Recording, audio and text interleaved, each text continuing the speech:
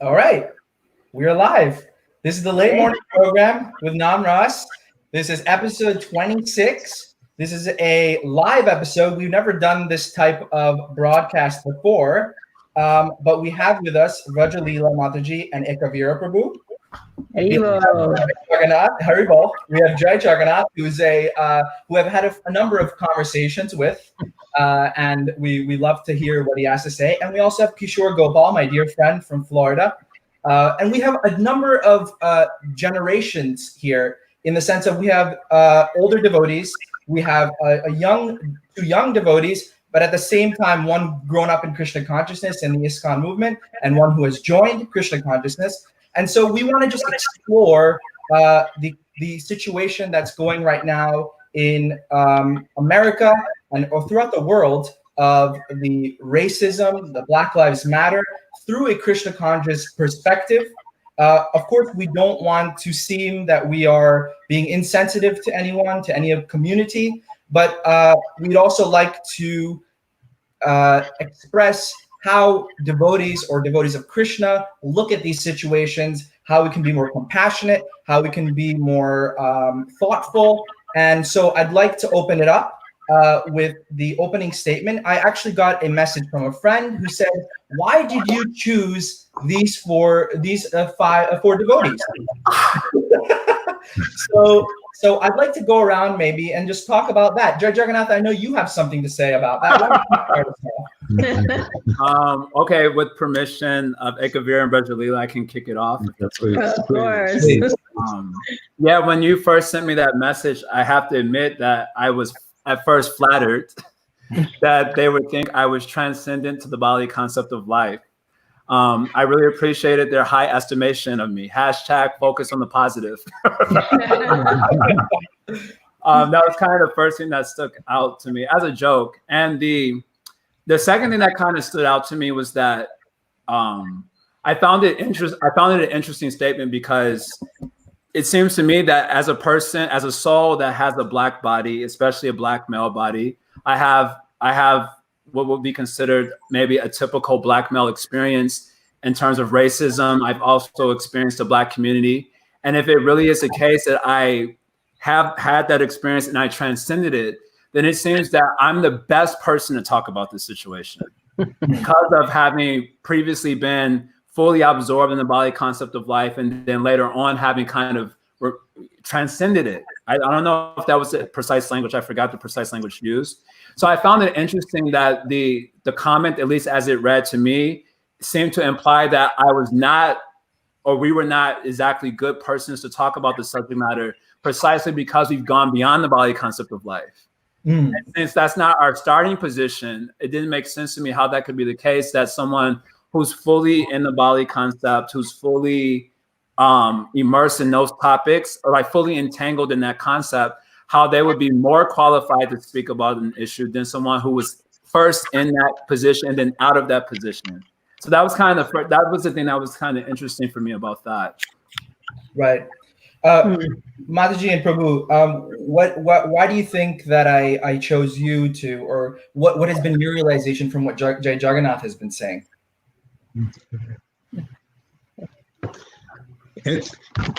Actually, I have that question too. Why did you choose us? Okay, I'll say that. I understand that Bhakti Tirtha Swami had faced racism in his career in Krishna consciousness, and you being his disciples, I feel that you can share your experiences and what you have to say, even though you may be beyond the bodily concept, as Jai Jagannath was saying. Yes. So I think that if you can share your Maharaj's, and for those who don't know Bhakti Tirtha Swami, he was an African-American sannyasi or leader in our movement. He was a very prolific speaker and a prolific preacher, and he touched so many people's lives, including mine and all the devotees here on this podcast. So I feel that you can really kind of bring his mood out in this podcast. So to answer the question for you, I feel that's why I chose you. And Kishore Kishore grew up as a devotee in ISKCON, and so that perspective I feel would be really beneficial. Kishore, if you want to add something on that. Sure. Yeah, I think that you know, as growing up in the movement and being in a Black body, uh, it's a different experience than what somebody might experience as we think an African American experiences. Of course, it's not that my experience is without racism. I have definitely experienced racism within our own movement because, to be honest, I have hardly any much connection with the secular world. Right. And so I think, yeah, just kind of a different perspective, a different experience of racism that, not everybody maybe, and I know there are those who can relate to my experience of growing up in the movement and experiencing racism, as opposed to being a devotee out in the world and experiencing racism. And so, yeah, it's a different experience, but the kind of ideas may be similar. Right. Okay, great. Thank you. So I'm going to start off. What do you feel is the responsibility of devotees at this time? Maybe Ikavir and Vajralia Mataji, you can start that off. What do you feel is the responsibility of devotees at this time, whether African American or not? That's a big topic, and we can make the whole podcast about that. Yeah, taking responsibility, that's definitely at the foundation of what we want to understand. The question that we asked earlier regarding you inviting us, what I was thinking at that time when Ekavir Prabhu mentioned it to me was, because many of us have been involved before we came to Krishna consciousness in some form, of dealing with things in the world.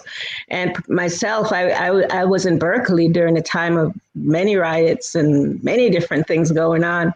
So we have some experience firsthand, And so so I was just really, really excited and encouraged by you taking on this huge responsibility to bring this kind of awareness to different people that are listening today, because that's the first step in responsibility. This is what you're doing by your example.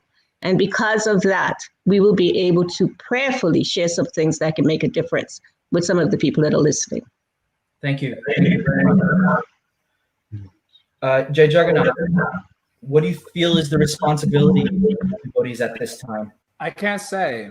And I don't know if it's fair for anyone to put the pressure on any one individual to say that this is a responsibility at this time. You spoke about in the beginning that we're going to share the Christian conscious perspective. And I would probably edit that by saying we'll share a Christian conscious perspective at best. Of course, due to our different adhikar, our different qualifications and development in bhakti, we have a different subjective understanding even of scripture and how scripture is to be applied. And therefore, I always found it interesting, even when you're hearing from devotees about Prabhupada, you get a very different image of Prabhupada from different disciples because of their own subjective achievement in Christian consciousness. And so when we're talking about the Christian conscious perspective, well, is there any one, the Christian conscious perspective, or is it a Christian conscious perspective?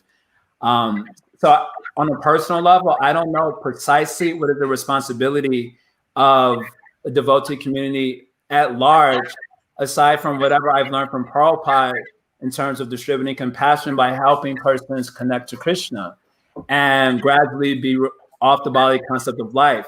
Now, how that manifests itself on practical levels can look very different.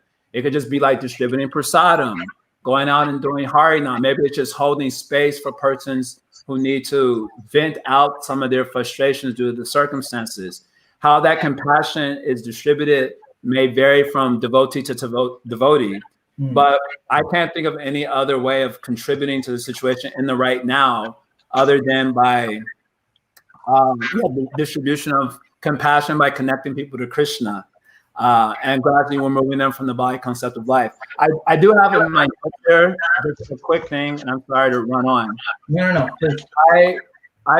Because I've personally been dealing with a lot of tension on this subject matter for the last week because of I have very strong views about everything, and I usually pride myself. Not this is not a good thing, by the way, but I usually pride myself by having a educated, because this is a word that's been going around a lot these days. Educated as far as what Bible says about situations and how we might view them. And in the course of this week, I realized that there's a way that these things like personally affect us on the one hand, and then on the other hand, there's this sort of obligation to act in relationship to the greater whole.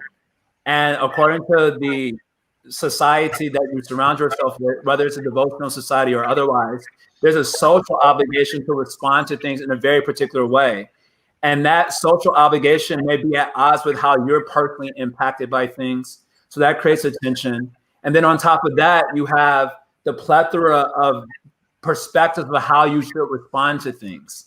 And so you're like trying to navigate the plethora of perspectives, and that creates more tension. And then on top of that, and this is only going to be for a smaller minority, you have people who actually know scripture, who actually studied it, and you're trying to like bring that element into their psyche as well.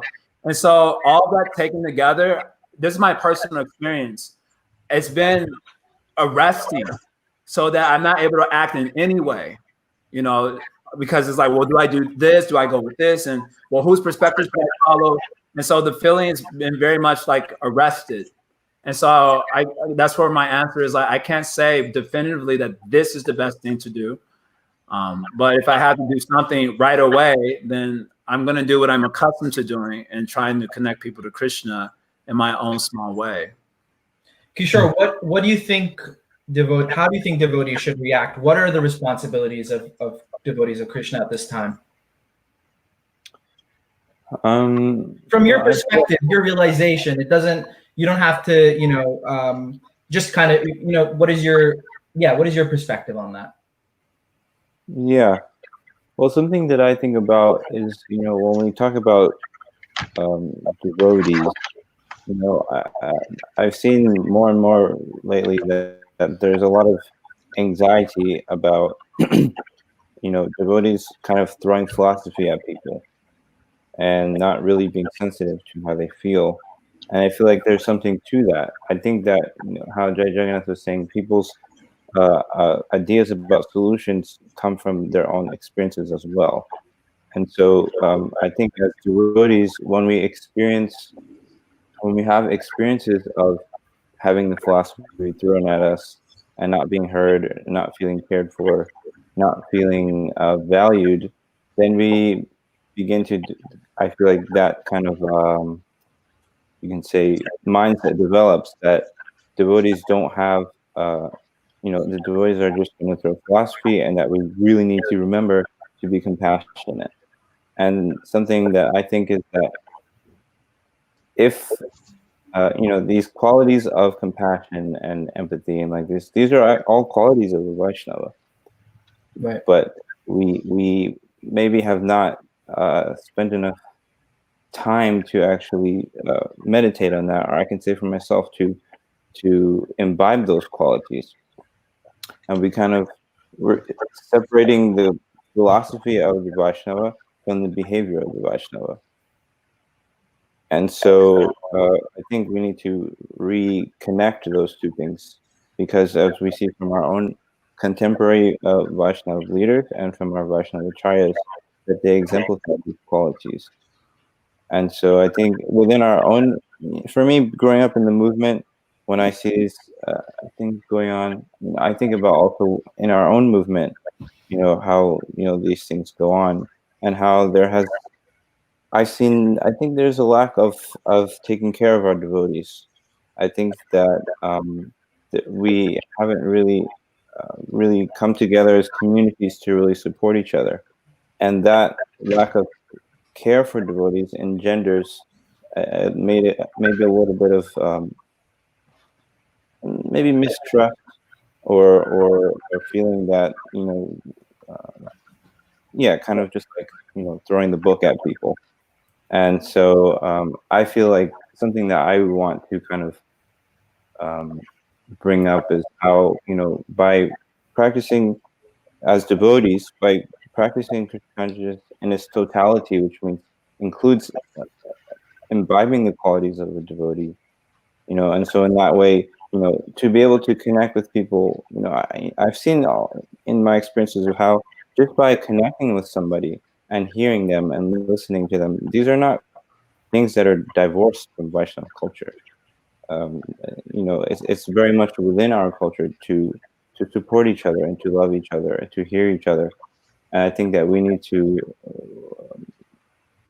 kind of bring that culture more to the forefront. And, I think that's something that can be very powerful. Right. Hey, Kavira Prabhu, please comment on what you feel the responsibility of devotees are at this time. Yes. Well, such wonderful responses that the devotees have made already, and it covers pretty much the whole gambit. I think it's important to not have a certain expectation that all devotees are going to respond to different external stimuli in the same way, external crises in the same way. Right. So some devotees may consider that they want to somehow help by going out and physically protesting in a march. Some devotees may consider that they want to, become more introspective and see what they're doing that can contribute to such a mindset out in the external society. Some devotees may want to, do what you're doing and actually educate, people and to become more aware of, what's going on in the society and also what we can actually do. Because it's such a overwhelming subject. I mean, we were talking about racism, but I mean, racism is just how could I say, just a symptom of a deeper problem. So this is just one aspect. And so it's important to accept that devotees are different. Devotees are different. At the same time, it's important that devotees utilize their Krishna consciousness principles in whatever way that we are trying to actually make some impact on society.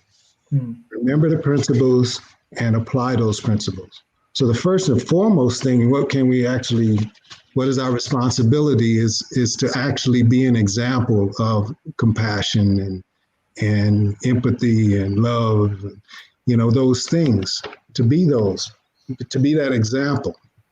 And so how can we actually make a genuine impact on another person's life if we are actually having challenges implemented in our own life and in our own communities? So that's very important. Thank you. Rajalila Mataji, please comment. Yeah. So I like to look at the bigger picture and what we're dealing with here. Actually, to be honest, most devotees don't really understand so much about the history, of different cultures in our country. Most of us don't take the time to really try to learn about, just basically basic aspects of different cultures. And we are a very diverse institution. And so that's something I believe is very necessary. Devotees are not educated in, the construct of racism. They're not educated in the structure of racism. They don't. Many devotees, many have knowledge and many don't. And I believe we need to all become more educated. As Ekavir Prabhu said, you're making a platform for that we can all, assist each other to become more educated. So we have a disease in our world, and that is to be understood. There is a disease, and this is a disease of fragmentation. And this disease of fragmentation needs to be understood from what we call ourselves devotees. However, we are aspiring devotees, and we live in this world of fragmentation. We live in it, we experience it, and we need to be able to talk about it, and we need to be able to have allies that can support us in our speaking about it. And so, therefore, what I see is a responsibility at this time is to be able to share our truths and to be able to do it in a safe and accepted place that my truth is relevant and it has importance. And I believe when we can kind of start developing these safe places to be able to talk as you're doing now, that will help us to start really kind of breaking down these different things that exist in society no matter what. They've been in existence in time immemorial. They will continue to exist. Yes, Prabhupada books has helped us to be able to move beyond it. We have millions of our brothers and sisters that are not able to be able to understand even just the beginning of this, unless they get some mercy. So unless we are willing, and it's not just on the Black body, the community, it's on everybody. Everybody needs to take responsibility for for bringing awareness to the plight of everybody in any body that we may have. It's definitely relevant now to the African American body because historically, that's who has experienced, in America, at least historically, this is what most African Americans have experienced. And we may step back and we may say, well, it doesn't relate to us. We're like devotees, this is karma, just take Krishna consciousness. We're not the body. Fine, all good. Yeah. But, tell me what happens when I walk out of the temple. And when I have to walk and go to my job, tell me what happens then in the body that I may have, whatever, woman's body, male's body, brown body, whatever. Tell me about that. People don't understand this. And this is the beginning, I believe, of our Krishna conscious movement. I really love that our young devotees are bringing this more to the awareness of people in our institution. So I don't want to go on and on. However, I do. I'm grateful to you, Namarasa Prabhu and Ananda Vrindavan, that's bringing these topics for us to talk about them. Sure. We talk about them. Okay, so I see a lot of activity in the comment section. Let's take some questions from the comments here. Deva Madhava says, what would each of you ask of the institution? Is there anything the formal ISKCON body shouldn't be doing from here on related to the emotions issues of this discussion? Jai Jagannath, why don't you answer that first? I can't say. I might be saying this a lot. I mean, I can't say if we should be doing more than what's already happening. I guess there's a component, just speaking to what Mother Brajlita brought up, there's a sense of there needs to be greater education. And that's a word that's been used a lot, even in conventional conversations. There needs to be more education about these things. I guess I often wonder, is the education of teaching persons that they're not the body, et cetera, all that goes along with that, is that not sufficient? And the reason I wonder that is because when you speak about suffering in this world, the way suffering is experienced subjectively is basically uniformed. Although when you're looking at suffering objectively, you can size it up that this one is worse than that because of the situation. But as far as the subjective experience of suffering is concerned, it's basically experienced in a very uniformed way.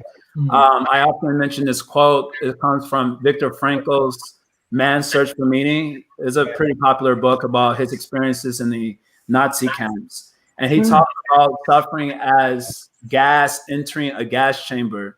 And he gives this comparison that when gas enters a chamber, no matter how big or small the chamber is, the gas fills the chamber uniformly. And the same way, when gas enters the gas of suffering enters the chamber of our psyche, it fills up the psyche uniformly. So everyone thinks that their suffering is really terrible, even if objectively speaking, it's not as terrible as someone else's. So I guess what I've learned from Bhagavad Gita is that understanding that suffering is subjectively experienced in a uniform way. The education is about how to empathize with that through Krishna conscious principles and how to remove the suffering of samsara, essentially. the suffering that is generated by our ignorance and by turning away from God. And I feel like if devotees, it seemed to me that our education in Christian consciousness, if that's actually happening, I think that could be a whole nother subject matter in and of itself. You know, our movement being said this is a movement of education, and maybe ain't that much education going on in terms of even our own philosophy and tradition. Just taking for granted that that's happening, then I wouldn't see why that wouldn't be enough for a person to empathize with the suffering of anyone in any condition. And I guess speaking to Kishore Ghosh's point, it seems that maybe our education, we haven't done well enough to, we know like the gist of the philosophy, or we know some talking points of the philosophy, but we've yet to embody the philosophy in such a way that it demonstrates that this education is actually sufficient. But as far as theoretically speaking, it seems to me that this would be a sufficient type of education. You know, if everyone really understood we were spirit souls, could there be racism? If everyone really empathized with the plight of souls that are turned away from God, could you not feel for anyone and everyone in all their conditions of life, including the animal species and so on? So I couldn't suggest, I don't see what I would suggest more of the institution in terms of this like particular scenario. Yeah. I guess, yeah. I mean, I personally would say that I think a message of compassion, of support, is definitely needed in these times from the society. Let's take another question here from Mukunda Russell. I appreciate Ekavir Prabhu's point that different devotees will respond differently. I think everyone can appreciate this point. Why then are some devotees being called out for being insensitive when they choose to preach a purely transcendental message? This is a very good question.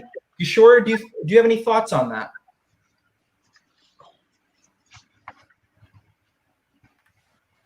I think he's reading the question.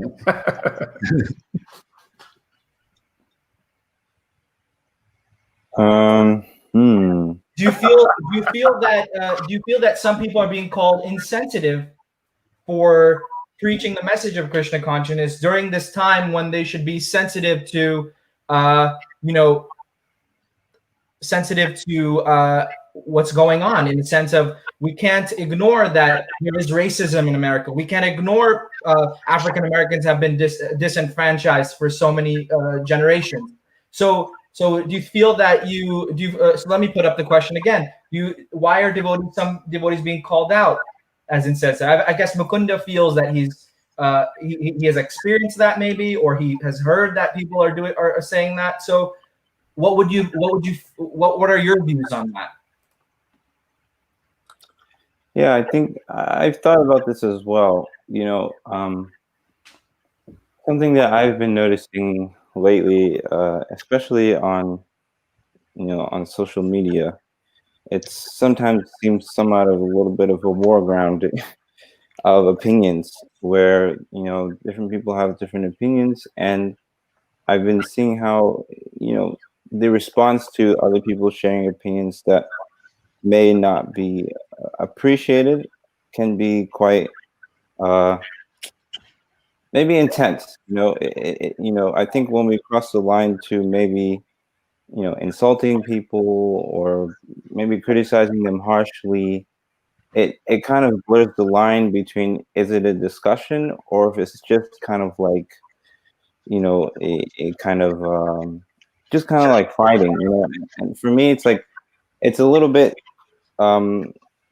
again, because going back to different people may share Christian in different ways, and yes, I think that it's understandable how people may see it as insensitive, but I feel like something that I personally have kind of take issue with, if with some people are kind of maybe felt that they need to be silenced because of opinions that they share. And I think it's maybe a little bit unfair, because if there's only one particular way to think, and you're only allowed to have a particular opinion, and if you say something else, you'll be criticized and kind of alienated from others, from the majority. It seems like then our message becomes a little bit, I don't know, it seems to be a little bit mixed, because on one hand we're saying that we're trying to be compassionate with these people, but we're also in a sense kind of disrespecting our fellow devotees. And while it's okay to have a discussion about differing opinions, I feel like it's kind of gone off the deep end in some ways, from at least from what I'm seeing. And so I feel like it's like I can say that there are some Black people who are against Black Lives Matter, as unbelievable as it may seem. And I'm not talking about like devotees. Like there are people out, in the political world. I don't really study these things very deeply, but I've seen there are Black people who are not who are against Black Lives Matter. There are Black people who against what the majority popular opinion is. And be that as it may, I don't have an opinion about that. But I just think it's like in the endeavor to try to do good, and we're kind of inadvertently, kind of dismissing people because of their opinion.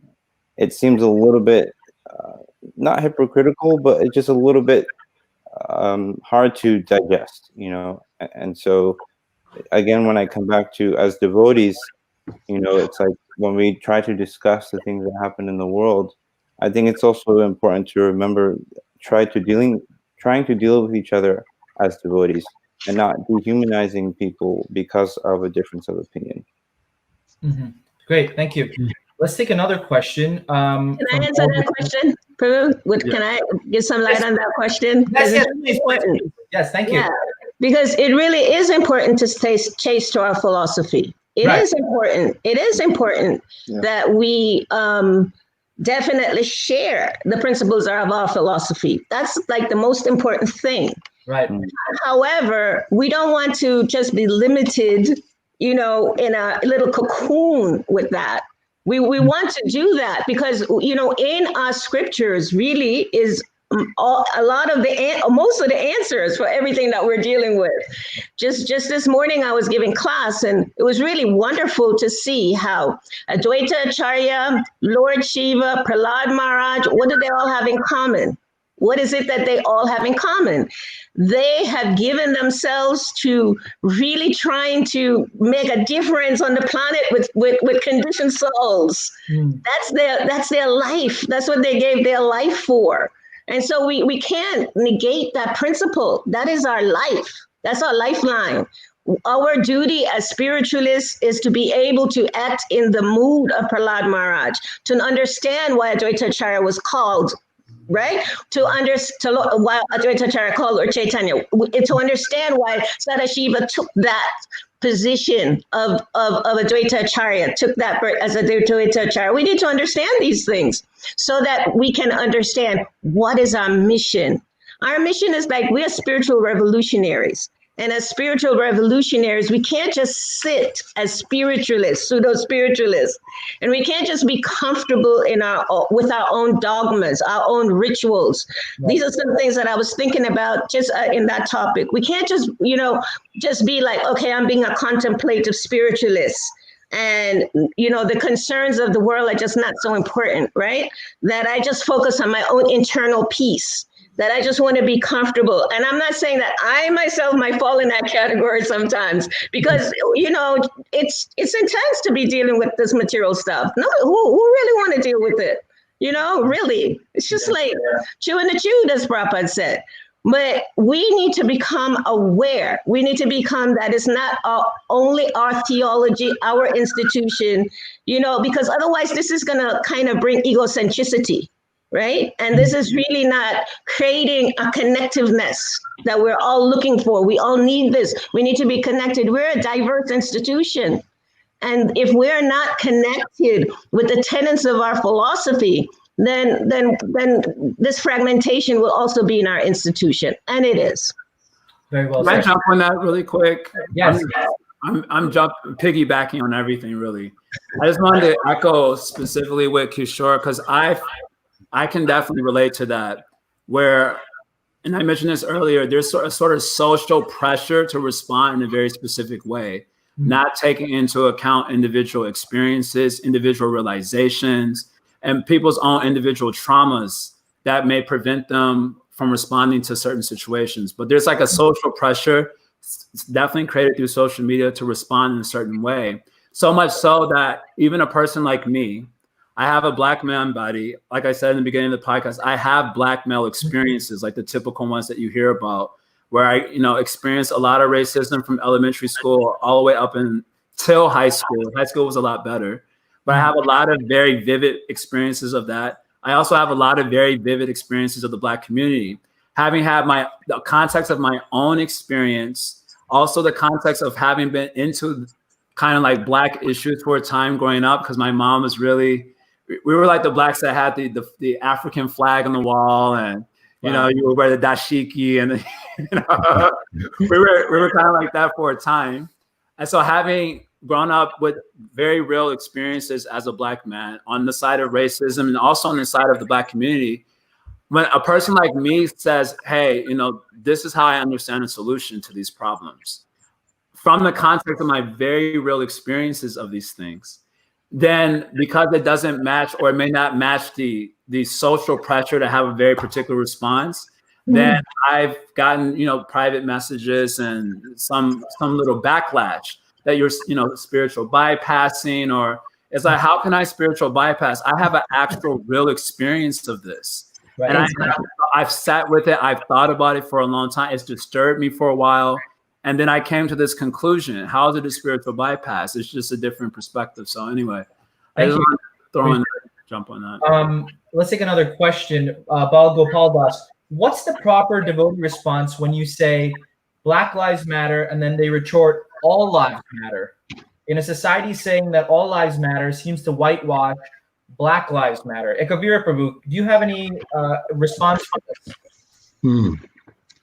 Well, let's see. Black Lives Matter. If the retort is all lives matter, then I guess the point that I would make is that we have to consistently see how we can convert energy or to make allies. So if someone were to say all lives matter, then we also can say, well, yes, then you shouldn't have a problem with me saying that Black Lives Matter. It's all encompassed under your actual, your title, All Lives Matter.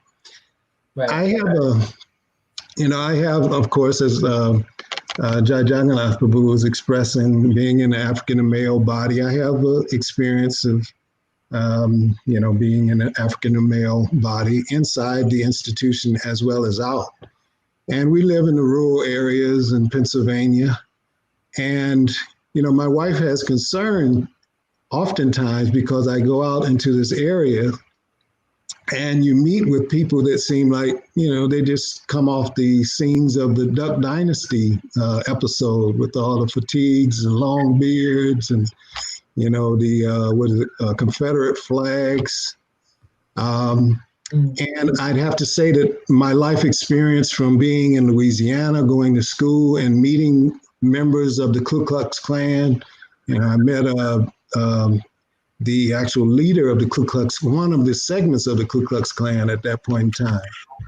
And so, and I didn't even know it at that point. Someone just brought it to my attention. That was actually the leader of the Ku Klux Klan. So, wow. So, looking back on those experiences and coming into Krishna consciousness helps me to relate to people who may say all lives matter. See, the thing is that the way I see it, the solution to racism is not going to come from persons in the Black community. It's not going to come from that. It's going to come from educating people of all particular categories. And see, even the term racism is a social construct that has been developed to divide and conquer the masses of people. Wow. And basically, this is one of those things that distract people from dealing with their own basic humanity. And then when dealing with the basic own humanity, then they can become more receptive to hearing that they are actually, Brahmasmi, that they are actually the soul. If we don't deal with the basic humanity of people, you won't be able to solve racism, sexism, genderism, and all these other things, because everyone has the same basic needs. The same. What I saw in that person, looking back in retrospect, in Louisiana, the leader of the Ku Klux Klan. And when I go out into these different areas, meeting people that would be considered, as they call them, rednecks, you know, if I didn't try to go beneath the externals, then I couldn't relate. I would just function in fear, you know, everywhere I go.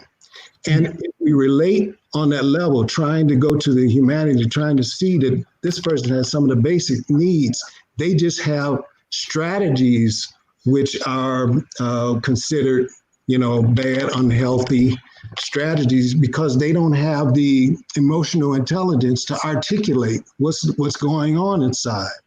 And so they act out in these particular ways. They act out in racist ways. Right. So first of all, when someone retorts in that way, seeing how we can somehow make a connection, go beneath and connect with the humanity. And by doing so, we'll find that we can actually develop more allies in many different communities. Does anyone have anything to add before I go into the next question? The comment section is blowing up. I need I can keep going. Okay, we'll keep going if no one has anything else. Is it not disempowering to Black-bodied folks to focus on how African Americans are victimized? Wasn't that Prabhupada's message to Bhaktitirtha Swami when he pointed out racism in ISKCON? Anyone want to comment on that? I have so much to say on that. Go ahead. Go ahead. No, I don't even think. Maybe Brother, you can start. No, please, Jai Jagannath Prabhu, I would love to hear you comment on this. Yes. And also Gopal. Yes. Yeah. Well, Sure, Prabhu. I'm gonna maybe I'll just leave it in a summary form because I'm not trying to upset anyone or anything. But I often wonder this also, that you know, to be a victim of something is also a type of identity, or it can become a type of identity.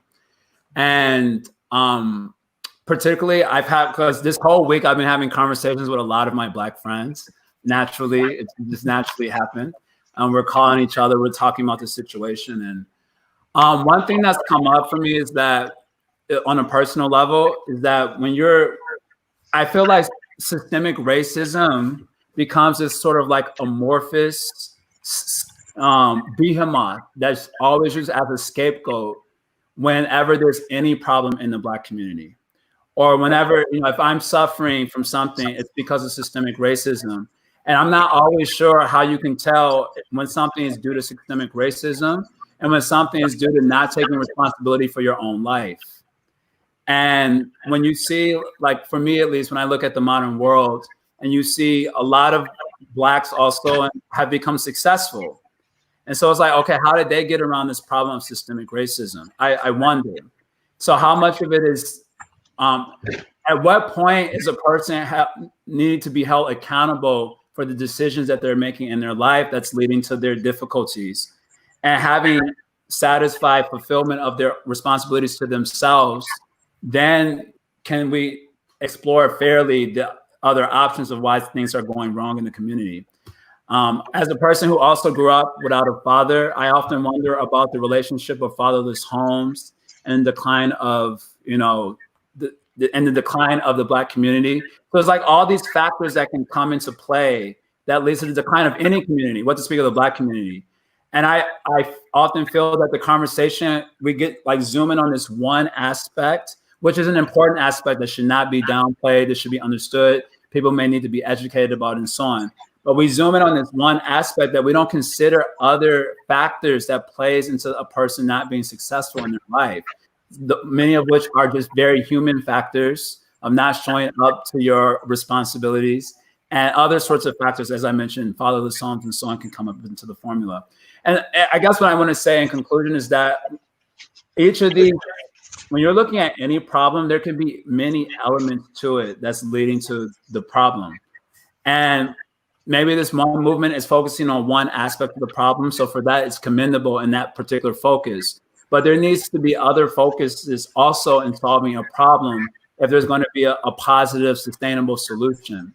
And I often feel that this one problem gets all the attention, and all the other problems that face a particular demographic, because we're talking about that in this context, it gets completely ignored, and persons don't have to take responsibility for that.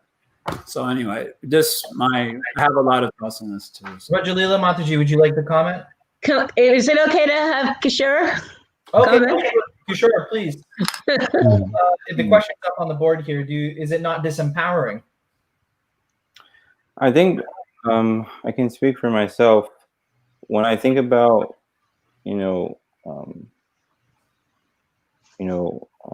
what I have to offer, when I think about my talents, when I think about my potential, when I think about, the qualities that I have that can affect people in a positive way, I feel like it would be limiting for me to say the only reason I have that is because I'm Black. And I feel like, and for me also, I think to live, and this is why I really can empathize with people who have been suffering in this way. For me to think to myself, to live with the feeling that I'm always a kind of like a victim of oppression, that people are out to get me, that there's systems that are against me. That is a very painful way of life, and so I can definitely empathize with that. And I feel like as a devotee, I've been able to get a more wholesome experience of maybe identity, because I feel that I identify not only as a person in a Black body, I identify as a devotee as well, and that gives me a sense of confidence that even when I have experienced racism and people have made comments about me about the color of my skin or about the proportions of different parts of my body and all these kind of things which are extremely hurtful, but I was able to manage that in some way by feeling more that I'm more than that. And I feel like as devotees, that's something I feel for myself, that's something I would like to share, is helping people to, because if you think about the world, and we look at the world, and it's like it's hard to see, just taking the world as it is, especially when we take out God consciousness. It's hard to see any way out. Because especially when you consider these kinds of things like racism have been happening for decades, and it can be hard to see if there's any way out at all. It seems like the suffering continues, and sometimes we get a little distraction. Somebody, a Black man gets killed by police, and we do protests, and then it happens again, and it can feel like this will never end. And the Christian consciousness presents that there is an alternative experience available outside of this kind of trap of the material world. And I don't want it to sound like it's just philosophy, but when we actually really, for religious people, understanding that there is somewhere to go out of this world, that gives a lot of hope, that because in this material world, we in a sense there is no shelter. When we look at we see how we can say the president has done so many horrible things, and the system has done so many horrible things, and it's like we can't depend on them. We can't depend on them for our shelter, and because they have neglected their duties as leaders of society. And so then, what is our alternative if there is no life after death? If there's nowhere else to go, and we simply have to live and die in the experience of being, kind of, preyed upon by society. And so I feel like for me, I think I personally feel like I don't want to be limited by being labeled a victim of systemic oppression. I feel like I'm more than that. I feel like I have more to achieve. I feel like that and I want to share that with other people, because it's we can address what is going on in the world, but it doesn't end there, because when we die, In this lifetime, I may be able to alleviate the suffering of another person, and that's very good. But when they die and they move to their next life, I'm not going to be around to stand up for them. I'm not going to be around to protest for them. I'm not going to be around to try to mitigate their suffering. Wow. So what is it that I can offer? What is it that I can offer? To put it in a poetic way, that they can remember me by. What is it that I can offer that they can take with them when they leave from this world? Because there's no guarantee that they won't have an even worse experience in their next life. You, you know. So for me, I feel like to say that we are only to limit our identity as only being, uh, you know, uh, yeah. So for me, I feel like the hope and the confidence of spiritual life, of God consciousness gives, is that there's something more, and that we have something to look to, and motivation to not only try to improve the situation of others by sharing Christian consciousness. And when I say Christian consciousness, it doesn't just mean philosophy. The philosophy is extremely important, but as Vaishnavas, we have to live the philosophy, and that speaks to our interactions with people and how we deal with them. And so yeah, I think that yeah, there's something to kind of that limiting mentality, that we don't want to kind of push on people. I wouldn't like people trying to convince me that I'm a victim of oppression, and that people hate me, and that people want me to suffer, and they want me to. I feel like and so while we must address these issues, I think we shouldn't stop there. I think that we need to give people an alternative, because we cannot depend on the system to change. We can't depend, because it's Kali Yuga. We have imperfect senses, cheating propensity, tendency to make mistakes, and tendency to be illusioned. How can you depend on somebody like that? Yeah. I wouldn't want to depend on somebody like that. And so we have to give an alternative for people to find shelter elsewhere. Thank you. Thank you. Thank you, Kishore.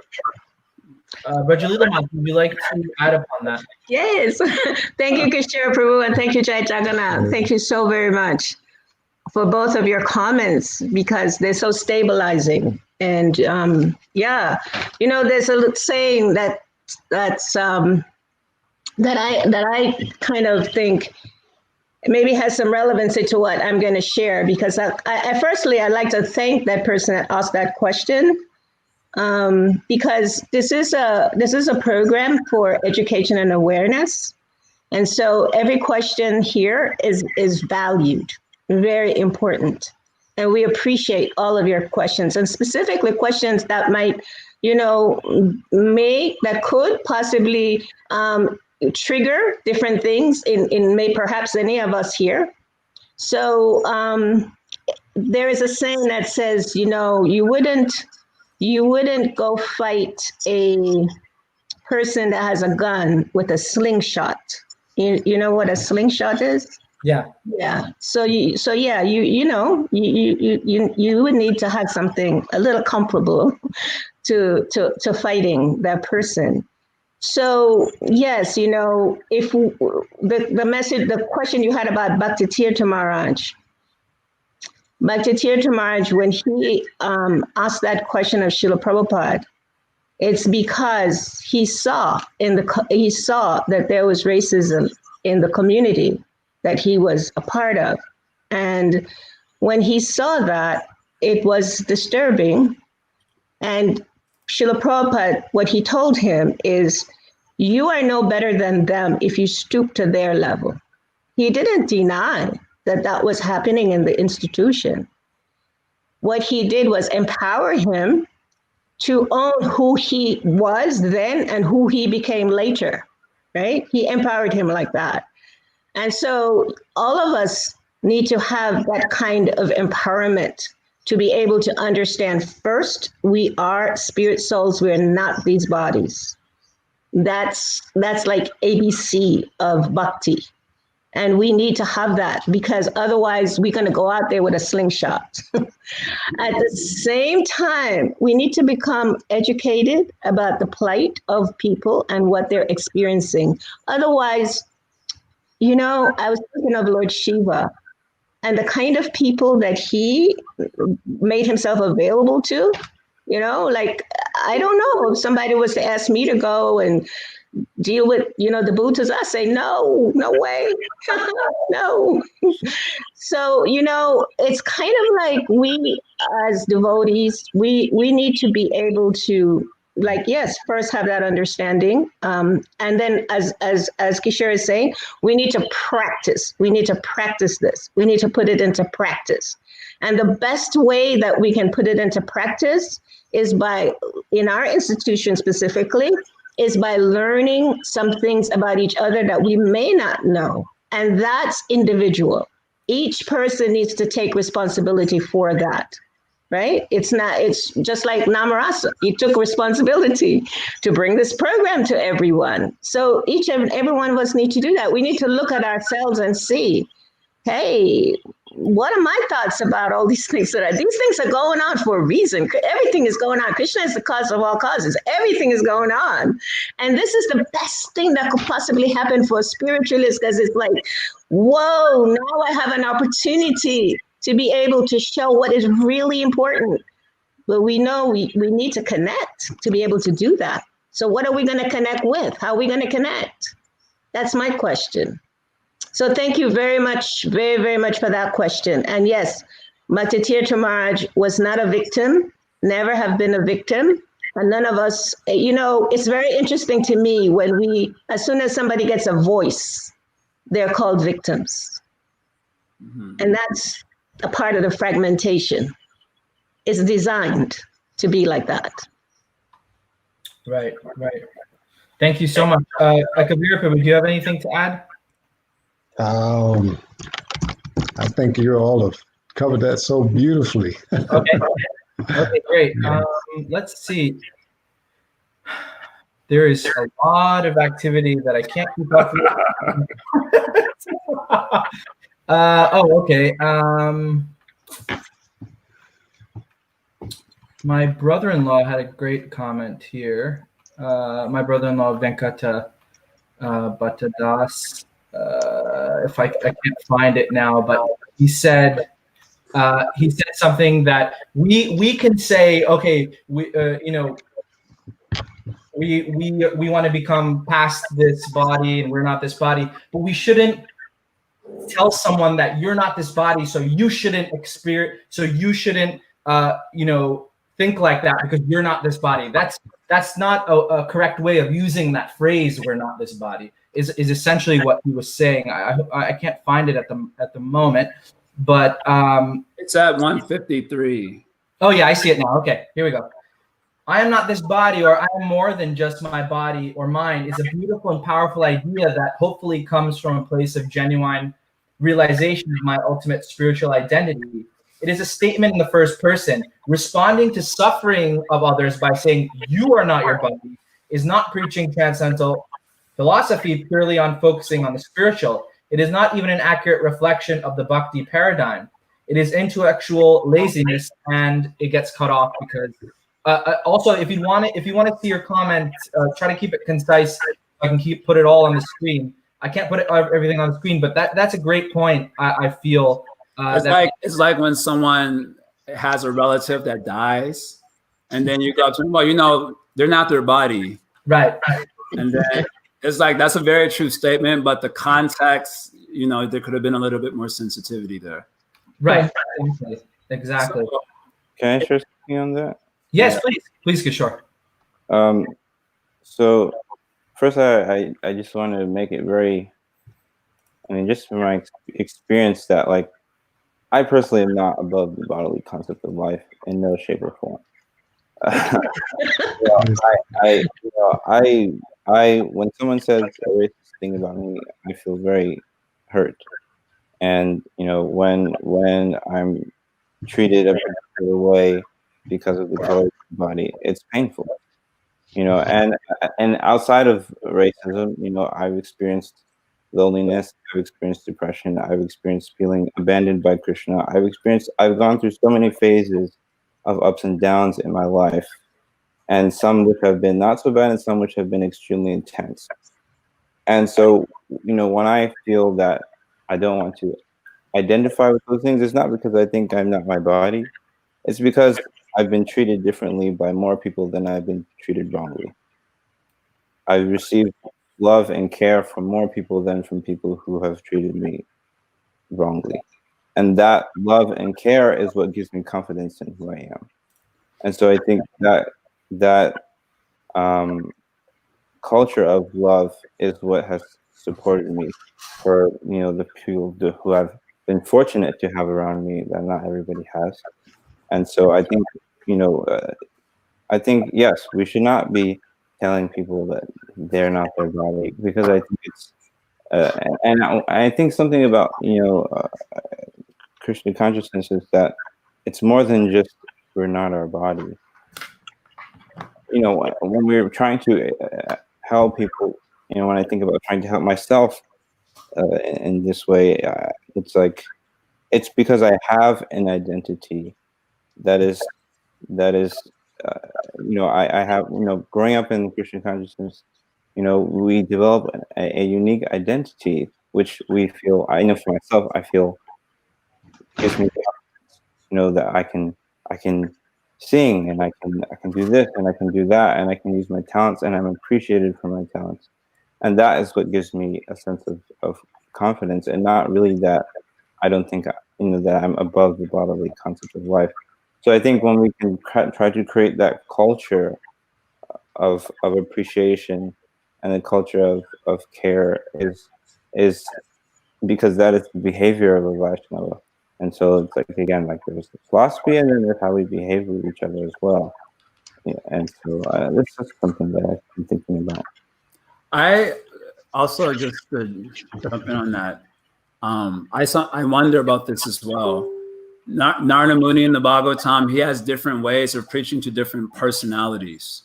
So when you encounter him in the first canto, he tells Vyasadeva that all your work is, verily condemned, is how Prabhupada translates it. And I can imagine that being very painful, because if I write a post on Facebook and someone dislikes it, I'm paying like anything. So I can't imagine writing the Vedas and then being condemned by my guru.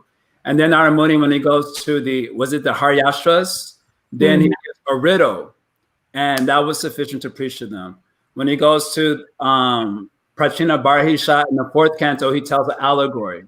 So he has different ways of communicating the conclusions of bhakti to different personalities.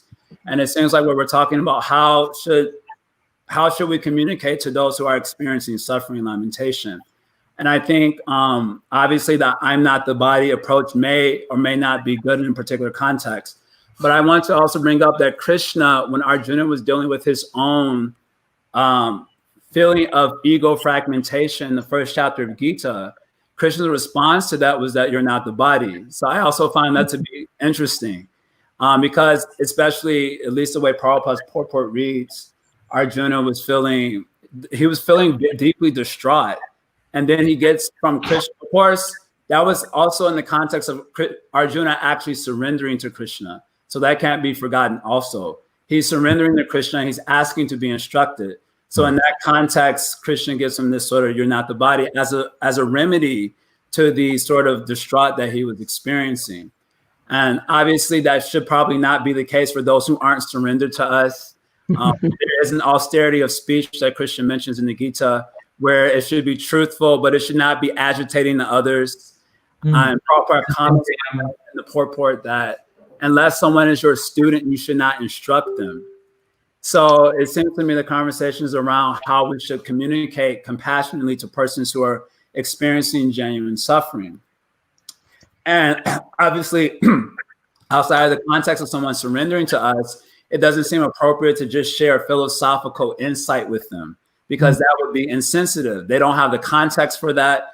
Maybe they don't have the relationship with us, at least a relationship with student, guru, and all of that. So that would be insensitive. But I think the other element of our conversation is how we as devotees should understand that. And I also I guess I get concerned sometimes because it appears to me that the "you're not the body" point gets downplayed a lot because it's insensitive. And I wonder that if that sort of culture continues generation after generation, would it start to eclipse the value of that element to the conversation? The element of you're not being the body, that there's a reality beyond this. If that keeps getting like dismissed or downplayed or ridiculed, as it seems to be sometimes in the social media conversations with devotees, then what will be the long-term effect in terms of our faith in that principle?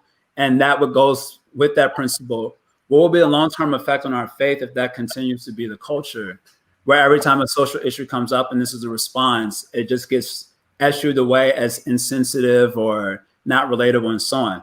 Again, this is in the context of a devotee community understanding the issue. In the context of dealing with someone who's dealing with lamentation, their approach will be different depending on if they're your student or not. So I'm just trying to give all the little elements there. Sure. Okay, let's take another question here. Do you feel that a society, ISKCON needs to do more to protect, advocate for people of color? Ekavira Prabhu, do you want to comment on that?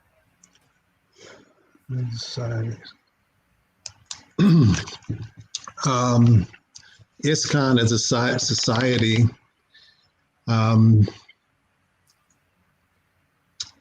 can see itself as a venue to protect everyone that comes into their midst, everyone that comes to Krishna consciousness.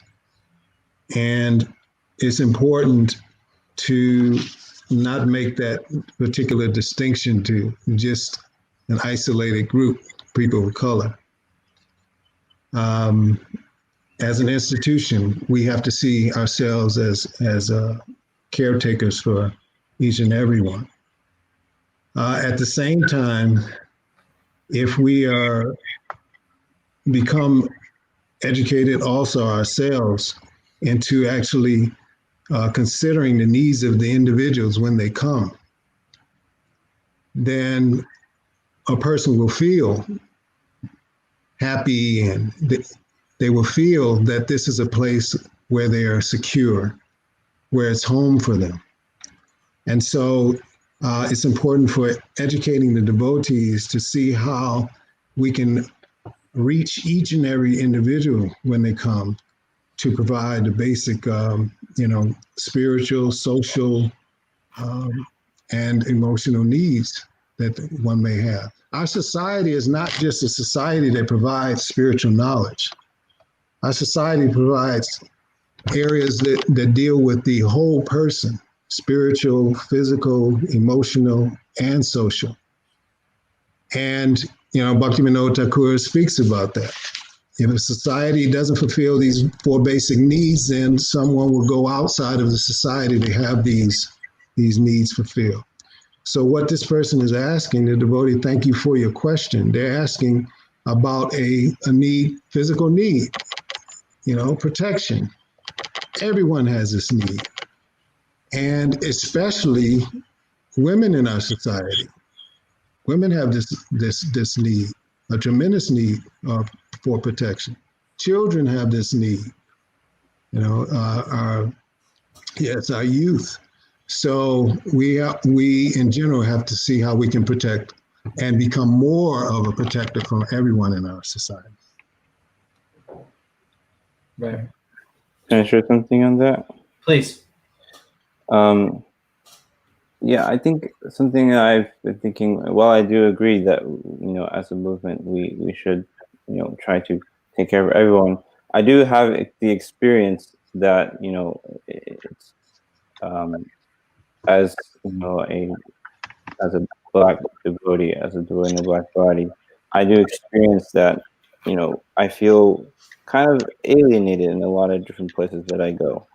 And I travel a lot, and, I've spent time in India, I spent time in Europe, I spent time, all around America. And I do have to say that, I have experienced that there is, not as much, first of all, I haven't met like a whole a lot of black devotees. Of course, I haven't been to like Africa, but I have experienced, that there's less of us, and I feel like it's harder. It's harder for us to, for me, I've grown up in the movement, so maybe it's easier. But I can see how for other people it would be harder to adapt to our culture and adapt to our society, and especially now that I'm gonna have to throw this out there, that there is a large increase of Indian body devotees in our community all over America. And as a black person, maybe because I've grown up in the movement, it's easier to accept, but it's very difficult to relate. And and I think also maybe something that needs to be said is that there is an element. I'm not going to say for all Indians, but there is an element of kind of racist undertone, and it could be from the culture from previous times, or for whatever reason. There is definitely racism in between Indian community and people in the black body. And so for me, in my experiences of traveling and having experienced that, it's like, I think, I shouldn't have to feel like an outsider in America in an ISKCON temple. I shouldn't have to feel like I'm kind of, isolated as a black body devotee. And so I think that there can be something to be done in terms of trying to create more support for black devotees to feel heard and to feel, part of the community. And it's something that I've thought about, because I find it to be a little bit it's a little disturbing, I can say, to kind of that feeling of feeling that you are still seen as different even within your own community. And I think that as a movement, we do need to bring out these discussions, and I think we do need to bring awareness to it, because racism does unfortunately exist in our movement in different forms. And I think that it needs to be dealt with, because for me, growing up in the movement, I may be able to tolerate it, but for someone joining in the movement where they've already experienced racism, they're already tired of feeling like they're different from other people. And so if they come into the door from the community and they're still feeling like I'm the odd one out, and they get tired of it, and it's just like, where can I go to where I won't be treated differently? And so while I can't speak to more kind of like outside in the secular world, but I can say from my experience within ISKCON that there's definitely racism, and there needs to be something to be done about it, because otherwise many devotees will go away, because they continue to feel. Sorry, I was reminded, one sannyasi, he's not a part of our movement, but he hangs out around our movement most of the time. Black body sannyasi, many of you may know who I'm talking about. I do. I was in Vrindavan, and he was talking to two devotees from Kenya, black devotees, and he calls me over. He said, "Hey, Jai Jagannath, come here." So I walked over, and he looked at all three of us, very gravely. He looked at all three of us, and he was like, "Brothers unite." I never forgot that. And then he began kind of chastising us about what sort of preaching we were doing in the black community. And his comment to that was that, we ain't gonna listen from anybody else. That was kind of his stance. We're not gonna hear about how to be spiritual from anyone else, if that's just the way our communities are. And I found that to be very interesting. And I think it is a good question. It is something that obviously sticks out when you first join the movement, that, okay, I'm the oddball out here. And I have plenty of experiences of that. And it's, someone may ask, why isn't there more preaching happening in, communities where there are people of color? I think these are pretty big questions that don't have easy answers to them necessarily. So anyway, I'm just pointing out that experience. It is definitely a good point. And Bhakti Maharaj is so unique in this regard. Yeah. empowered preaching, especially in Black communities and so on. Right. That's a good segue into my next question. That's my own personal question, actually, not my question, but actually, Johnny Harrison helped me to compile some questions and discussion points, and one of them was, if Bhaktitirtha Swami was here at this time, what would his reaction be? What would he speak about? So can you shed some light on that, please, Rajalila Mataji or Ekavira Prabhu? In my experience of Bhaktitirtha Maharaj, he definitely always addressed social issues. At the same time, he did let us know they were social issues. We always had an understanding clearly that I believe I heard a tape of Jai Jagannath Prabhu about podcast where he was making that distinction between transcendentalism and the things that go on in the material world. And these things are going on, as we know, always, right? There's always some misery that we will be affected by. That's just what the material world is about. However, Bhaktitirtha Maharaj, of course, in our institution, I served Bhaktitirtha Maharaj from the time I met him in 1979 until the time that he left his body. And I know that he faced himself a lot of racism, and I know that I have seen him cry, personally seen him cry for things that do go on in our institution.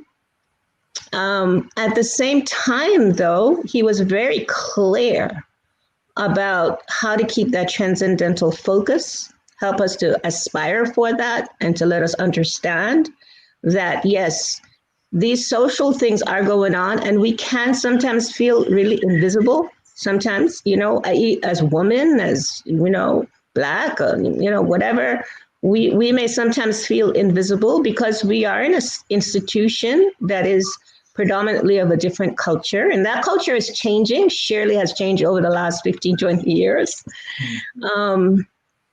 So he would definitely be doing what we're trying to do now. We need each other. We need each other. Let's find ways that we can start the communication. Let's start the dialogue, how we can actually understand each other a little more. Because as Kishore is saying, it's about us trying to connect and care and love, ultimately. So I think for the fragmentation we may have in our institution that comes from the material world. Remember, our institution are made up of people. These people are coming from their conditioning from the material world that is organized by the best of the best to keep us all separated and keep us, in ways that there's always some construct of destruction and disturbance, and that's just arranged. If we can understand that and we can become bigger than that, if we can become clear about that, and if we can just so many devotees are doing that now, really. They're just look, especially the younger generation, they're like, hey, I'm not buying that. I'm not buying into your, whatever, traditional, whatever you may have, right? And even those persons that maybe have expressions of racism, really, they are also a product of our structured society, so to speak, Many of them are not intentionally wanting to hurt. However, they just may not be educated, not be aware.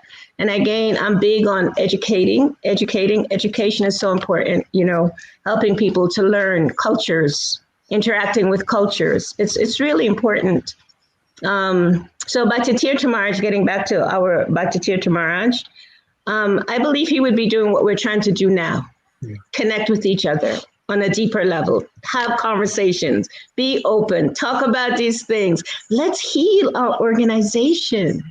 Yes. It needs healing. Yeah. Very good point. Mira, would you like to add to that? That's she expressed it so well. He would actually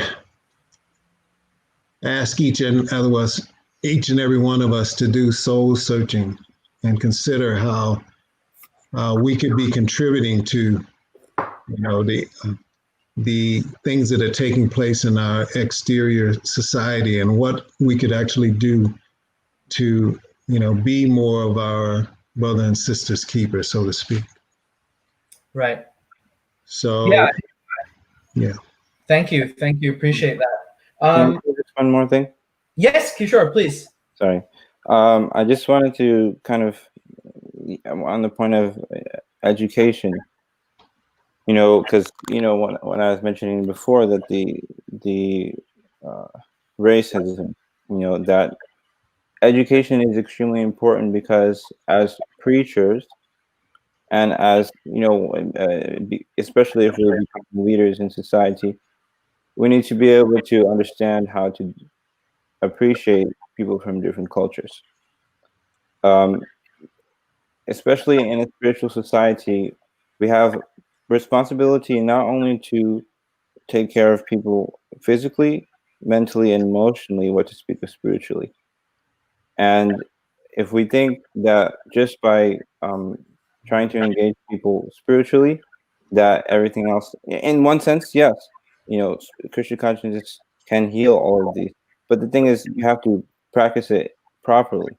You have to practice it completely. But the thing is that if you're experiencing pain from being hurt, if you're experiencing pain of being alienated, it is very difficult for you to really practice Christian consciousness, because you're seeing these other people have been around the movement for so long. Why are they still racist? Maybe it doesn't work. There are these people who have been chanting, and they give really nice classes, and they travel all over the world, and they're still racist. So does Christian consciousness really work? And so we need to understand our position, that uh, we are, by not taking seriously these issues of how we're dealing with people, uh, and racism being one of them, it means that we are in a way we're sabotaging people's faith. Now, Bhakti Maharaj says that no one can stop us from practicing Krishna consciousness except for ourselves, and that means Krishna is always available to us. But when we're creating a community, and when we're trying to give people that understanding, that means that people are coming in with their own experiences. They're coming in with their own uh, uh, um, you know pain or whatever baggage that they're carrying with them, and we need to be able to facilitate them to be able to we can't facilitate them if we haven't helped them to deal with those things. And so for me, it's like, when I experienced, I wanted to kind of, I feel like I have a kind of duty to kind of go in on this, so forgive me. But it's like, when yeah, the experience that somebody who I put my trust in as a devotee, because when we come into devotional community, we're hoping, we see these people on the street, and they look so happy, and they look like this and like that, and we feel like these are people who I can trust. These people are going to take care of me. These people are going to, you know, provide me with things that I haven't had. And so when they come into this community, there's an expectation of being cared for. There's an expectation of being respected, and there's an expectation of being seen as a soul. Ooh, sorry. So when that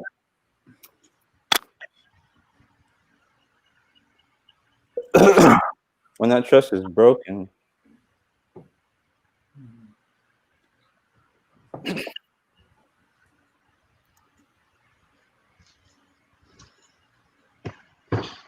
sorry. It's okay. That's Right. It out. Take your Take time. your time.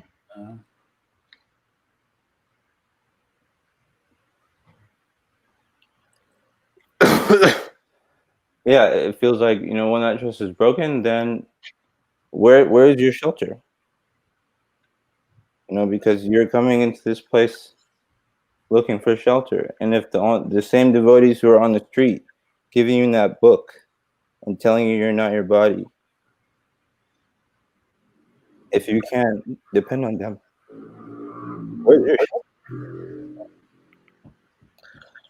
shelter? Thank you, Kishore.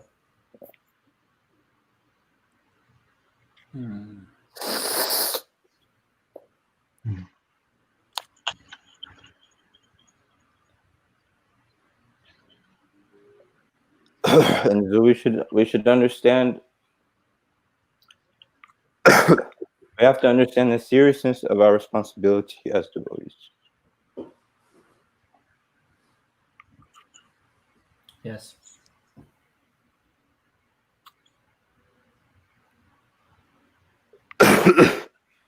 And for me, it's in one sense for devotees, racism is even more painful experience, because it's not just about, not these people are not just ignorant demons. These people are devotees. These people are the same people who will get up on the Bhagavatam and criticize all the people in society and say that they're demons. These are the same people who who will tell you, that you're a nonsense, for not chanting your rounds. And these are the same people who will tell you that you're deviating and this and that. And so it can even be even more confusing. That how is it possible that these people who are practicing guided consciousness have made so little progress, and have so much immaturity and irresponsibility as devotional practitioners. Of course, we need to understand that different people are at different places in their devotion, that we must accept that not everybody has completely purified their anarthas and their conditioning. So we need to accept that. And that is why the philosophy of Krishna consciousness can give solace to those who are suffering. But not everybody can assimilate that. I've grown up in Christian consciousness. I'm around devotees who are experienced. I have association with pure devotees, and that has given me the ability to understand the philosophy for myself. But not everybody has that. And so that's why, when we are going out and preaching and bringing people into our movement, what are they coming into? And while I'm speaking on the topic of racism, this applies to all kinds of abuse and mistreatment. What are we bringing people into when we go out on the street and we tell people that Krishna consciousness is the way of life? When they come into our movement, what experience are we giving them? That means that that experience that they have is our responsibility. Bhakti Tirtha Maharaj said, when somebody leaves the movement, we should all feel in some way that we're responsible. And this is the culture of Vaishnava.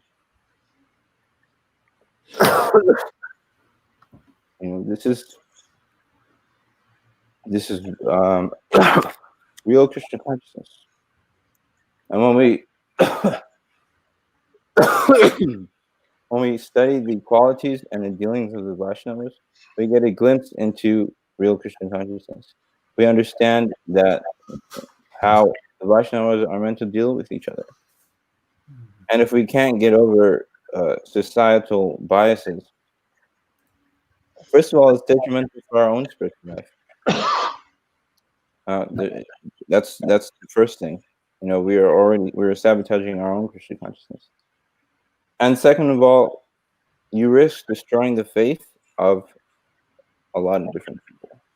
And so education is important, especially in the leadership position. And when I say leaders, that means if you're a sannyasi, that means you're a leader. If you are a temple president, if you're an ashram leader, if you are in management, if you are leading your own preaching community, these things are important.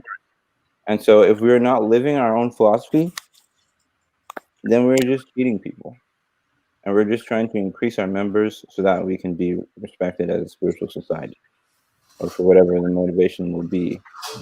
So we need to understand that the practice of Krishna consciousness is supposed to change us. The practice of Krishna consciousness, we're supposed to change. We're supposed to transform. And bhakti is not necessarily limited to having good qualities. Bhakti also means seeing Krishna in everybody. And if we can't do that, then we should not call ourselves preachers. We and so for me, it's like, it's something I was talking to Judge Edith about, which I thought was funny, is that, devotees who I personally had experience of racism, and they're like, oh, Black Lives Matter. And I'm like, well, where did that come from? And of course, people are trying to understand and show support and things like that. So I get it. I'm not saying like, don't say that.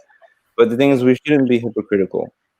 We need to, and something that I appreciated that Buddha Bhavana was saying is like, we need to grow up as devotees. We need to mature, and we need to learn how to actually take care of each other. And because we're an international society, that means even if you are Indian, even if you're Chinese, even if whatever you are, if someone comes into your community, you have a duty to take care of them, no matter what color their skin is. So that means you need to understand how to take care of these people. And if you're not willing to do that, then don't be in a position of leadership. Don't put yourself in a position of taking care of others. Because it's a serious responsibility. And so, what is real? What is real Krishna consciousness? What is real Krishna consciousness? and we've seen it so many times. So many people in our movement being mistreated by other devotees. And yes, we can understand that it's because they have immaturity in their spiritual life. Well, guess what? You have to grow up. And so it's and I'm saying it to myself as well. We all need to improve on how we deal with each other. And so in our current society, as I said, I think there does need to be some support for devotees in the Black body, because not all of them have the, first of all, privilege of growing up in the movement. Not all of them have the privilege of a good association that can help them to deal with these kind of things. They don't necessarily have a deep understanding of philosophy. So I think that we do need to create support. And once we've done that, and there's another group of devotees that need to be supported, then we need to support them as well. And so, while we do understand that we are all spirit souls, and we do want to take responsibility for everyone. I mean, inspiring everybody. But the thing is that for some people, they feel that genuinely. For other people, it's maybe a little bit of a cop out, because they don't want to take responsibility for their behavior. And and I've seen it many times, and other devotees have shared with me their experiences, with other devotees who have mistreated them and treat them kind of like with a kind of dismissiveness. And I've experienced that myself, and I'm saying, in the Indian community, and I'm not saying with everybody. Like for me, growing up in the movement, it's like I can tell immediately when somebody is like being dismissive with me, because I spent a lot of time in India. I identify a lot with Indian culture, right. And I have lots of friends who are Indians, and it's like now I've kind of developed like an antenna. I can tell immediately if I'm interacting with an Indian devotee, if he sees me as a devotee or if he sees me as a black guy. It's like easy. I can tell immediately. And so, as much as I am experiencing Krishna consciousness, I'm experiencing ISKCON, and I can deal with it to a certain extent. It's kind of like, it's bewildering. How we're still here. We're still kind of like stuck in this consciousness. And it speaks to the power of devotional service, because you can't get Krishna as a part-time devotee. It's not gonna happen. So if you think that you can maintain your prejudice, you can maintain your looking down on other people, and you're gonna get Krishna, is not gonna happen. Because Krishna sees everybody as devotee. Krishna sees everybody as dear to him. And when you leave from the material world, you say, Krishna, what can I do? I'm from India. I just don't really like black people. He's not gonna be like, oh yeah, I totally understand. It's all good. It's not gonna happen. And I was listening to a seminar about Bhakti Maharaj, and he was talking about the seriousness of offending devotees and how that can destroy our own bhakti. And he was saying that we can't play around with Krishna. It's not a joke. And that's why in Krishna consciousness, it's real. You got to do the work. It's not easy. You're not going to get away with there's no cutting corners. There's no beating on the bush. There's no loopholes. You just have to be real. And and that means dealing with your crap. It means dealing with your stuff and being honest about it. And so I look at my own self. What how do I treat people and things like that? And I've been reading about I've been reading Brihabhagavatamrita, and just kind of seeing a whole description of Vrindavan and the Brajbasis, and how simple-hearted they are, how pure-hearted they are.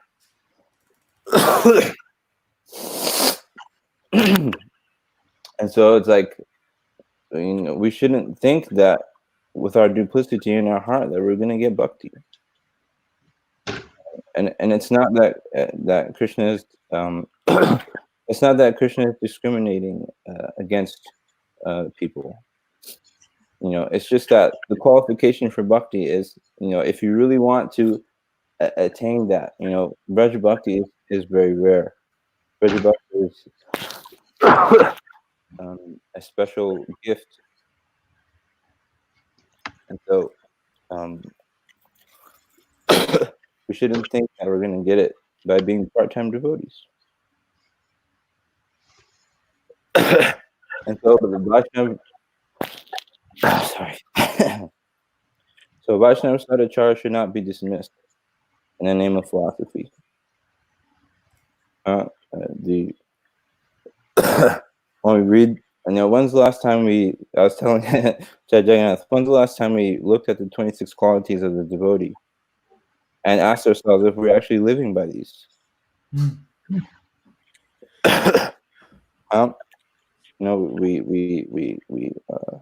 We can spout so many verses and things like that, but if we're not living by that philosophy, and that's not to dismiss the importance of understanding the philosophy, because without the philosophy, then we're kind of lost, and so we need to be grounded in this philosophy, but we need to be living that philosophy as well. So if Bhakti Tirtha Maharaj would treat people kind of like dismissively, I'm a monk, I'm detached, I've controlled my senses, and he treated people in a dismissive way, they probably wouldn't take him as seriously. And so I think that we need to redefine what it means to have a Vaishnava community. And we get it. Philosophy is important. We know. We've heard it a billion times. But we want to see if you're going to live that philosophy.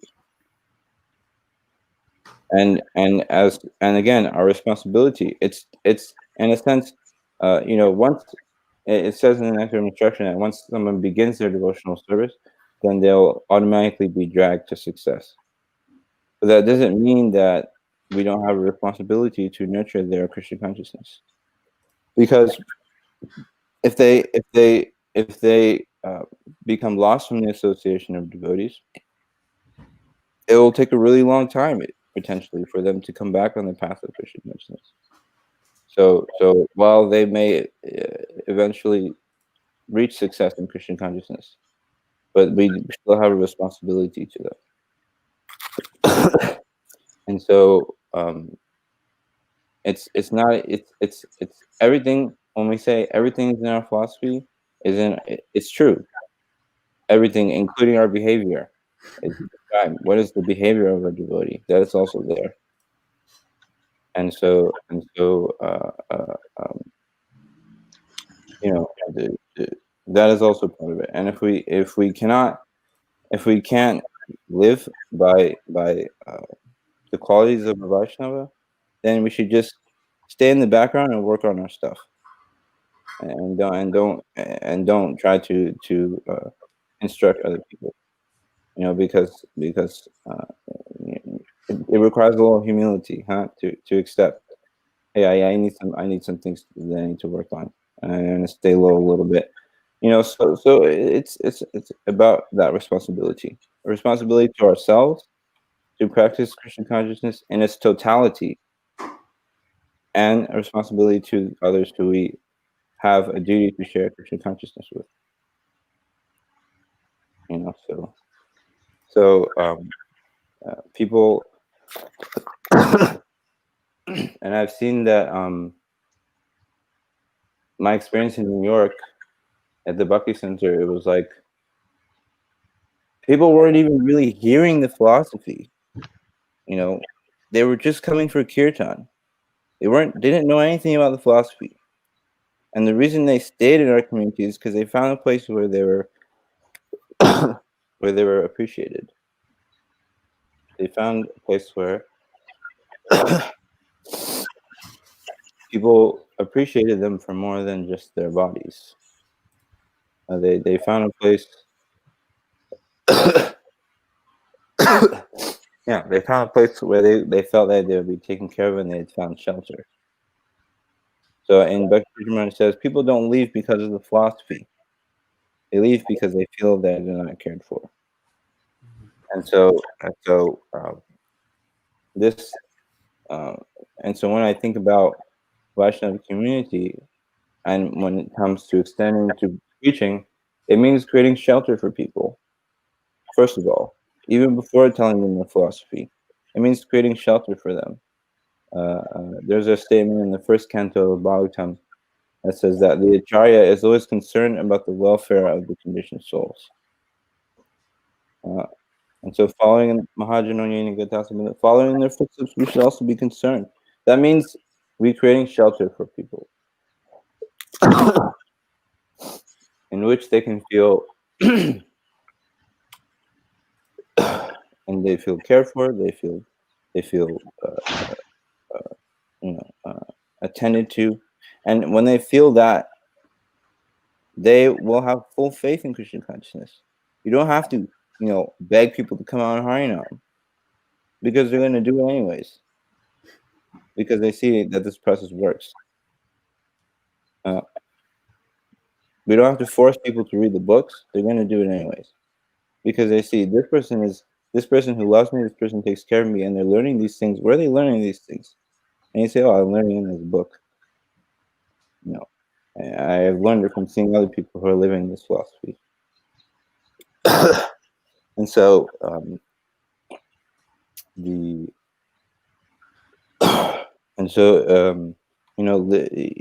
it's creating that shelter for people.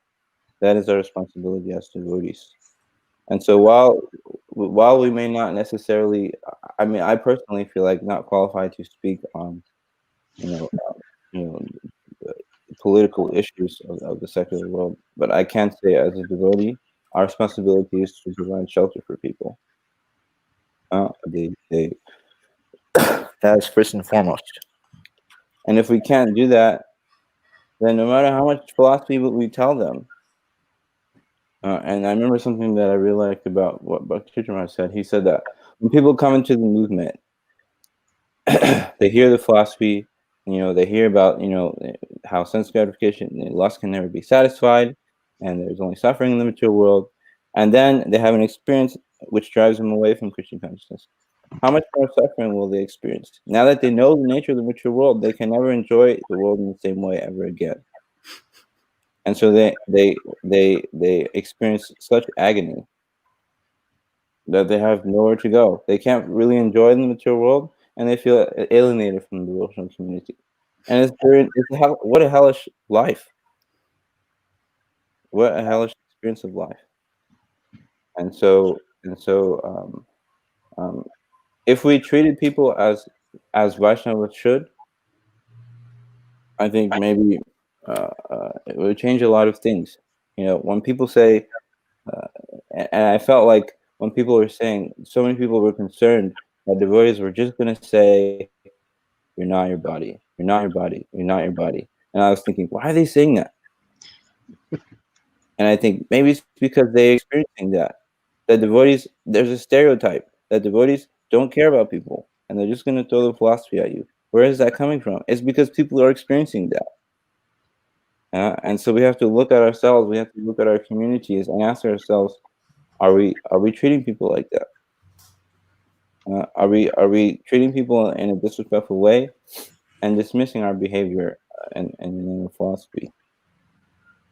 And so you know, so that's something that I'm seeing is that, and you see so many times that when I think about myself, you see like devotees who are kind of like suffering, and I know what it's like. I've experienced it. I've experienced depression and all these kind of things, and it's horrible. It's a terrible experience. And the thing is, like, when you're in Krishna consciousness and you feel disconnected from Krishna, it's even more lonely. Mm. It's and we see how like in religious communities there's sometimes even higher percentages of suicide and things like that, out of feeling shame or guilt, uh, and things like that. And so to the experience of knowing that there's no other alternative other than spiritual life, but feeling that spiritual life, you're not experiencing what you'd like to be experiencing. You're not experiencing what they tell you you're supposed to experience when you chant, when you read, and when you do Harinam. And it's like it's even more distressful, because now not only you're feeling not only are you feeling um, alienated from your community, but you're feeling unsuccessful in your spiritual endeavor. And so your feelings of guilt and shame or pain and anxiety are what's the word, intensified. And so when we see that devotees who may feeling and I'm going to say in this case devotees in the black body who are feeling like struggling maybe with their sadhana, or feeling like they're not having taste to read, they're feeling like I just don't feel connected to Krishna.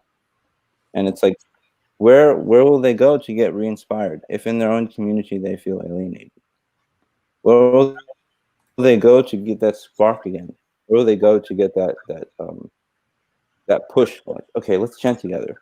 Let's read together. Like I started a reading group with some of my friends, and it's been such a um, so enlivening and reinvigorating. And what if if I was in a community where I needed the association so bad, and I couldn't get it because the devotees who I'm trying to depend on are dismissing me because of the color of my skin? And what a painful experience. And so when we say paradukkha dukhi, trying to feeling the suffering of others. Are we actually feeling the suffering of others? Or are we just kind of analyzing it objectively so that we don't have to uh, accept the reality? And so we can see we're seeing that it's sad that in our own devotional community that we're so immature. Uh, and so I think about in myself is like how to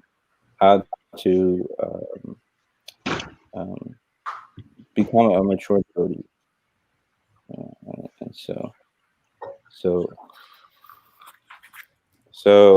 anyways. Thank you, Mom. So that's fine. Kishore, thank you so much. Honestly, the outpouring of support from the comment section is just amazing, and you've said so many amazing points. And I really thank you for being vulnerable to all 260 people in the world that is watching. You have really healed us in a sort of way. I feel very refreshed. I feel that change is coming. Change is coming. It was supposed to go on for an hour and 30, and we've gone on a little bit longer, which is fine. But I'm going to ask the devotees to give their closing statements. Of course, this is not the last podcast of its kind. I think this platform is very nice, where we can take questions. We can have a lot more than one person at a time. So I'd just like to ask Brajalila Mataji for your closing statement, please. Well, firstly, I want to thank you so much for making this possible for all of us. And I want to thank Kishore Prabhu because, you totally came from the heart. And that's what's important. You're sharing that. We need to feel cared for. And so you actually make us feel all cared for by you being vulnerable to share. I want to thank Jai Jagannath Prabhu for he has such a vast knowledge of the scriptures, and he's able to practicalize that when he gets in the presence of the devotees, because devotees, they want to not just hear philosophy from him, they want to be in his association. Yes. I thank you very much for that. And this is where we start. This is how we start. This is what we do. We talk. And we keep talking, and we keep doing kirtan, and we keep talking. Let the conversation go on, please. Let the conversations go on. Thank you. Appreciate it. Ekavira Prabhu, please. Yes. I reiterate, thank you so much, Namarasa Prabhu, and Jai Jagannath Prabhu, and Kishore. You just, you're like bathed us all, and so many inspiring words. There's a saying that the child will lead us. It's a proverb, ancient African proverb. And you displayed something that is important for each and every one of us to experience and to tap into, and that's that inner child, that inner innocence, that inner purity, that inner vulnerability. And especially among the association of the devotees, because that opens up all of our hearts. And so thank you so much, Prabhu, for everything that you shared. And I thank all of the devotees who've tapped into your program today and being present here. It's amazing, and we pray that you can take the whatever we've all gotten from this wonderful Sangha, and we take it and share it among our communities and share it outside of our communities, and it would change all of our hearts. Thank you, Prabhu. Jai Jagannath Prabhu, please. I'd like to thank you first, Namarasa, for the invitation. I always come on your podcast when there's controversial topics to be discussed, and not otherwise. Thank you to Brajalila and Kavira Prabhu. I was embarrassed to be amongst the panel with you all, because you're people that we admire for a very long time. And so it's kind of humbling to be amongst seniors you admire so much on the same panel. It feels a little embarrassing. So I want to thank you for tolerating me and giving me encouragement as well. A special thank you to Kishore for sharing his heart. I was very not wanting to do this conversation because I know my views seem a little bit overly detached. And so when Namarasa, he kind of insisted that I come on. So I said, all right. But I was like, I couldn't even get proper rest on it. So this morning I had to call Kishore actually. I called Kishore, and he talked me down a little bit for about 40 minutes. And so I looked to him for solace, really. And just echoing something Johnny said, he's like a rain cloud. He doesn't say much, but when he does, it's just like a cooling rain cloud. And so very much I experience that regularly with him because I talk to him quite a bit. And I'm very grateful to see the greater Vaishnav community experience that. As far as closing comments are concerned, taking together all the things that we heard, I guess in short, there's no shortcut for maturity. Unless we, oftentimes, I guess I can speak for myself, one feels oneself to be like neophyte, and you're like, anyway, it's okay. I'm okay with that. But from the conversation, we're coming to understand that there are like very real consequences for our community if we don't actually mature ourselves. And a lot of the problems that Kishore was bringing up just speaks to the problem of not maturing as a devotee. And it's made me feel more positive pressure to mature myself. In other words, instead of giving myself a pass, that it's a gradual process, which is the card that one always pulls out when you need a pass for why you're not maybe performing the way you could be performing in bhakti. It's made me realize that there's severe consequences to our community, at least. We'll just speak of on an individual level, but severe consequences to our community if we don't actually do the work of absorbing ourselves in our principles and actually making the advancement. We will become the losers, of course, but in some ways, in a worse way, our community will become the losers or will suffer. And how will we be able to reach out to the world outside of our community when our own communities are suffering so much because we failed to really commit to the process by which we could become mature? So yeah, I guess that's kind of what I've derived from all the conversation today, that there is no shortcut for maturity. Very nice. Thank you, Prabhu. And before Kishore goes, I just want to say, if there are any, you know what? I'll say that afterward. Kishore, please take us to your closing statement. Well, I just wanted to say I'm very. Oh, sorry. Huh? Sorry. I fiddled with something. I wanted to make your screen bigger so we can see more of you, but we'll just leave it there. All right, continue. That's great. Kishore, are you there? Okay. Well, I just want to say I'm very grateful. Yeah. I just want to say I'm very grateful for the opportunity. I definitely don't feel qualified. You know, I'm a very, but I do believe that as a family of devotees, I do to speak candidly with each other. Maturity doesn't necessarily have to mean a whole long process. It means discussing with each other and speaking with each other and connecting with each other more intentionally and more regularly, and bringing more attention to these topics in a real way. And you don't have to be an advanced devotee to do that. You can do it from whatever position you're in. Of course, we do need to regularly bathe ourselves in the shower of Krishna Bhakti. That is required. I've experienced for myself that reading and chanting and associating with devotees does bring a lot of solace to my heart in times of difficulty.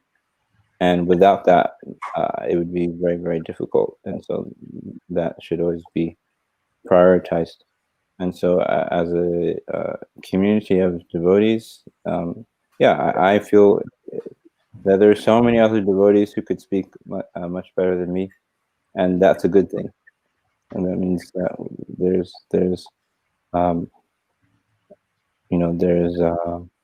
there's a lot of exciting times ahead, and that we should all think ourselves as important to this movement. No one should think that they're insignificant because they're not famous or popular or whatever, because even the famous and popular people can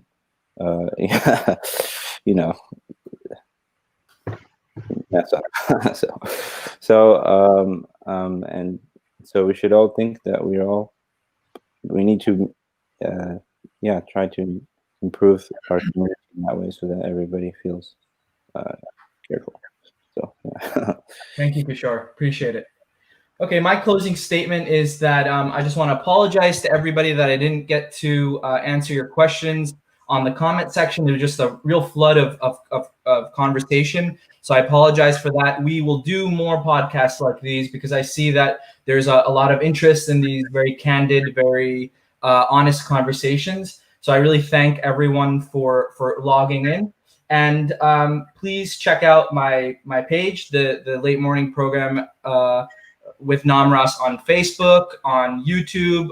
We're on all the podcast platforms. And if anyone wants to get in touch with any of these panelists, Jay Jagannath is on Instagram very regularly, Urban Sage Deliberates. Kishore Gopal is on Facebook. You can find him there. Ekavira Prabhu and Rajalila Mataji, if you'd like to share your email, ekaviradasa@gmail.com. You can get in touch with both of them, I'm sure. And thank you so much, everyone. And I just want to lastly say that if there are any GBC or leaders in our movement listening, give Kishore a platform to be a leader in our movement. This is what he has said is just completely.